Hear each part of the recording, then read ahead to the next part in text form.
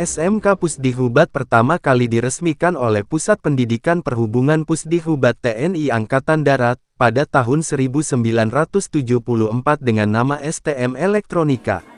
Dan semua kegiatan pembelajarannya dipusatkan di Pusdikhubat TNI Angkatan Darat. Dipilihnya elektronika sejalan dengan peran dan fungsi perhubungan TNI Angkatan Darat dalam penyelenggaraan dukungan komunikasi elektronika bagi satuan-satuan TNI Angkatan Darat. Namun berdasarkan SKK Akanwil Provinsi Jawa Barat, STM Elektronika ditetapkan sebagai sekolah terdaftar, yang kemudian dalam perkembangannya, STM Elektronika Pusdikhub berubah nama menjadi SMK Pusdikhubat dengan program keahlian teknik elektronika komunikasi menggunakan kurikulum 1994. Ada beberapa program yang saya sedang lagi lakukan untuk membangun jaringan sosial dengan masyarakat. Yang pertama ini program Tebus Murah. Tebus Murah. Paketnya ada beberapa yang harapan ini tujuannya selain mereka tahu bahwa SMK Pusdikhubat ini adalah lembaga yang sudah sangat membawa dampak kepada masyarakat. Sedikit ke arah SMK. Ya. Ngomong-ngomong, siswa dari kelas 1 sampai kelas 3 itu berapa? Siswa kelas 1 sampai kelas 3 ada 720. 720. Dan rencana untuk penerimaan siswa baru?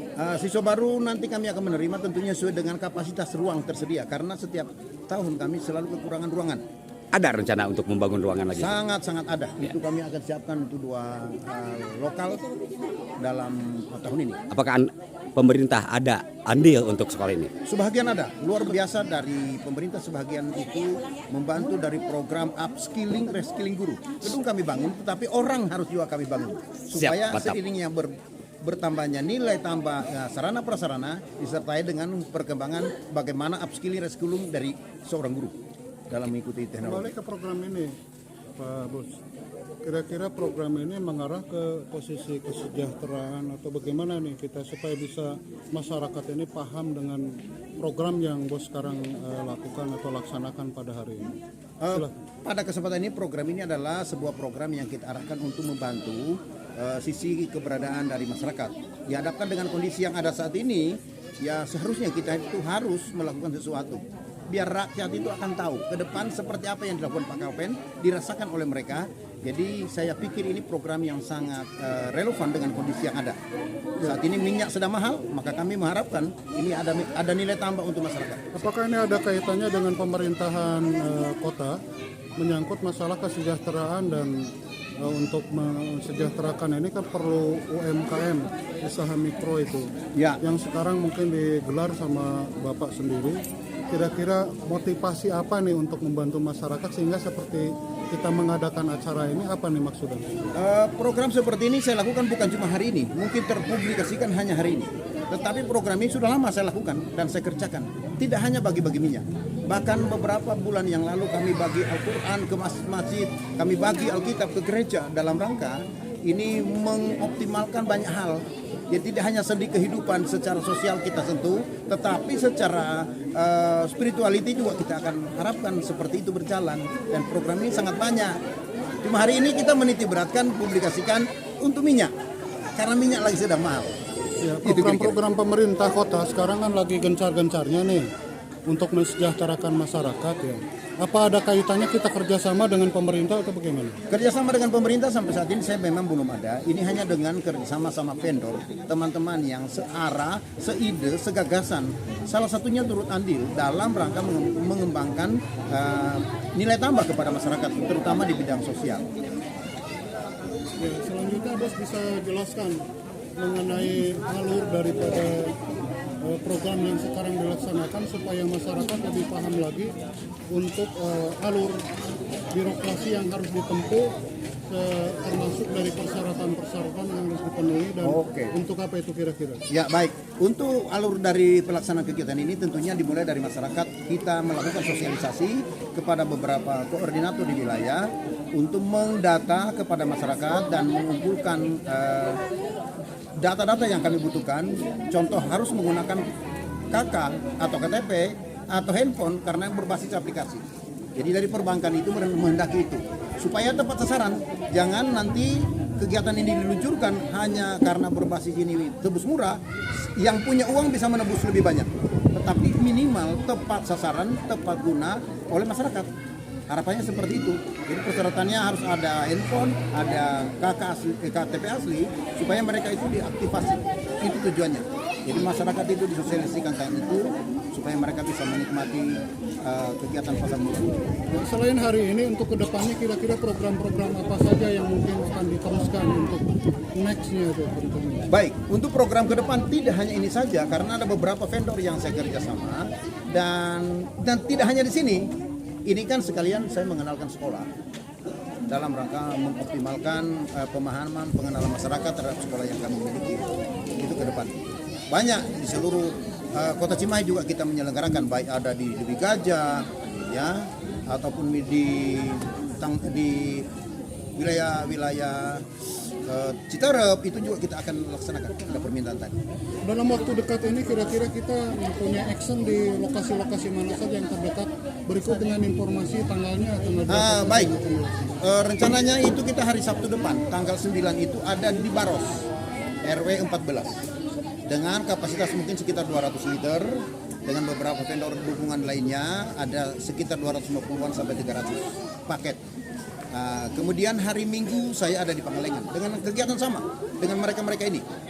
Karena kita dalam rangka kegiatan bakti sosial tidak hanya di satu wilayah, di mana wilayah membutuhkan di sana ada kontak teman dalam rangka mengurai persoalan-persoalan seperti ini, kita hadir. Dan ada program-program yang mungkin Bapak sendiri buat setelah nanti beberapa kali mengikuti acara ini, apakah nanti ada program gratis atau bagaimana? Tidak menutup kemungkinan ke depan ada program lanjutan yang sifatnya gratis, yang tidak perlu lagi aplikasi. Anggaplah itu sebagai pemulih rasa kesal yang hari ini mungkin tidak berkesempatan mendapatkan contoh yang lansia yang tidak bisa bermain aplikasi lagi. Kita siapkan program itu, tetapi tidak hari ini atau tidak minggu depan, karena minggu depan sudah padat. Jadi kita sisihkan waktu-waktu yang tertentu, mungkin pada akhir bulan sebagai closing program untuk mengisi kehidupan masyarakat. Kira-kira begitu. Kalau yang sudah punya aplikasi, contoh misalkan Bapak mengadakan lagi Ya. program seperti ini, Ya. mereka sudah punya aplikasi, apakah boleh ikut turut serta lagi? Kalau aplikasi yang sama itu tidak bisa bermain di vendor yang sama. Tapi nanti kita siapkan aplikasi yang berikut. Vendor yang lain. Vendor yang lain. Itu kira-kira. Jadi masyarakat akan banyak fasilitas yang kita siapkan. Itu kira-kira. Oke, terima kasih Bapak. Kita buat rakyat senang, kita buat rakyat bahagia. Apa yang bisa saya buat hari ini? Saya jangan menanti yang besar-besar dulu. Apa yang dijangkauan kita di depan mata, mari kita lakukan demi kesejahteraan masyarakat. Saya percaya semua kegiatan kita akan berdampak dan mereka akan bercerita siapa kita, siapa Bapak, dan siapa kita semua. Bapak selaku tokoh masyarakat sekaligus dengan direktur daripada salah satu sekolah, Pak. Ya, Nah, ini kira-kira apa yang Bapak sampaikan terhadap masyarakat luas tentang kegiatan untuk motivasi yang lain, tentang kegiatan yang sekarang ini? Baik. Sehubungan dengan pemerihan tahan kota sekarang kan Ya. lagi digalakan untuk kesejahteraan masyarakat. Baik. Kira-kira apa yang Bapak sampaikan untuk ajakan terhadap masyarakat lain? Terima kasih. Supaya bisa mengikuti. Terima kasih luar biasa. Program saya paling mendesak adalah program bagaimana sekolah ini berdampak. Sekolah berdampak. Sekolah kami sudah menjadi sekolah pusat keunggulan. Ya, pusat keunggulan dari pemerintah ini kita bisa manfaatkan sebaik-baiknya untuk kepentingan masyarakat. Sekolah di sini sangat murah, bahkan sama biayanya dengan SD. Ya, karena kita tahu sekolah di swasta itu banyak peserta yang dari kelompok ekonomi di bawah. Maka saya belajar untuk menyentuh mereka sampai seperti itu. Nah, bagaimana programnya? Salah satu dampak nanti bulan Oktober kita akan menyediakan namanya workshop untuk pembukaan lapangan kerja atau job fair. Ini kita siapkan 30 perusahaan di sini untuk masuk, dan bagi keluarga yang di sekitar kami di sini yang ingin mendapatkan pekerjaan, silakan datang melamar di tempat sini. Kami akan layani dengan sebaik-baiknya. Kami rindu masyarakat boleh beroleh sebuah kesempatan, terutama para lulusan yang baru. Kami rindu mengurai pengangguran, membantu kesejahteraan masyarakat Kota Cimahi. Bukan hanya tugas pemerintah saja. Apa yang saya bisa buat, saya pasti bisa berdampak bagi orang lain. Ada pesan-pesan yang mungkin Bapak sendiri akan sampaikan terhadap masyarakat luas, khususnya di wilayah Kota Cimahi, Pak, mengenai program yang sekarang ini? Harapan saya kepada masyarakat, tetaplah bahagia di tengah-tengah kondisi yang sulit untuk bisa tersenyum. Kan begitu konsepnya. Kenapa? Ternyata tidak pernah kita bayangkan ada waktu-waktu tertentu tiba-tiba ada program otobus murah. Maka harus tetap bahagia supaya kita tidak boleh meratapi kondisi hari yang kita lalui dengan kesusahan. Selanjutnya saya berharap ini program ini akan terus berlanjut dan bisa menjadi jawaban. Terima kasih.